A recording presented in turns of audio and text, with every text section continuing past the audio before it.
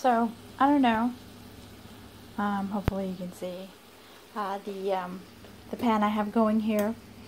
It started out as a kind of one of those nights last year. It started off as one of those nights that I had some things in the fridge, but I didn't know what to do with them, and so I just kind of like decided, all right, I'm gonna throw some stuff together. So what I did is I chopped up some onion and garlic, fresh onion, fresh garlic. And if you don't have fresh onion and fresh garlic, you can use dried, the dried alternative, dried onion, dried garlic. And, all you would do is you would start off with the vegetables, then add the dried stuff.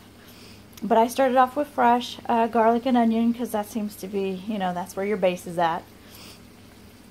And then I cut up, as if you can see, some mushrooms, some white mushrooms.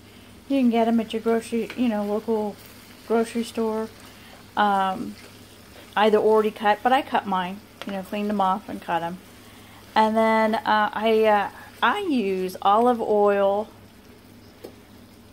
and some, my favorite is olive oil or butter. And I recently started using Crisco, the Crisco butter. And I'll see how it turns out tonight on this dish, if it's still as savory and tasty without real butter. Because what I used tonight was olive oil and the Crisco. And so your not necessarily the healthiest in terms of oil, but it's got some good veggies in it. So you cut up the white mushrooms, you put them in there. The temperature is, not high, not even medium, like 3/4, about, well, not about 3/4, but about almost to medium, one level past medium. You can see the dial right there. So it's about one level past, or before medium. And, you just let it soak in that, kind of cook a little bit. You want the mushrooms to be soft.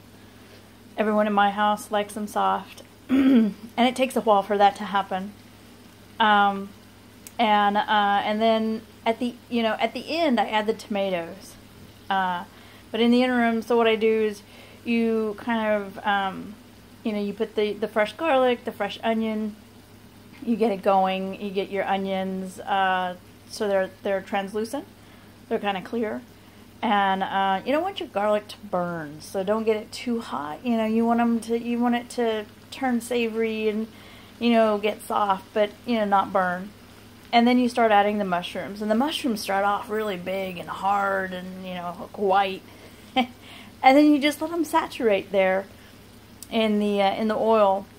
And what I did tonight, I also added, staying true to this particular recipe, I had a little bit of fresh green beans in the fridge, and it was just enough to just, make someone angry.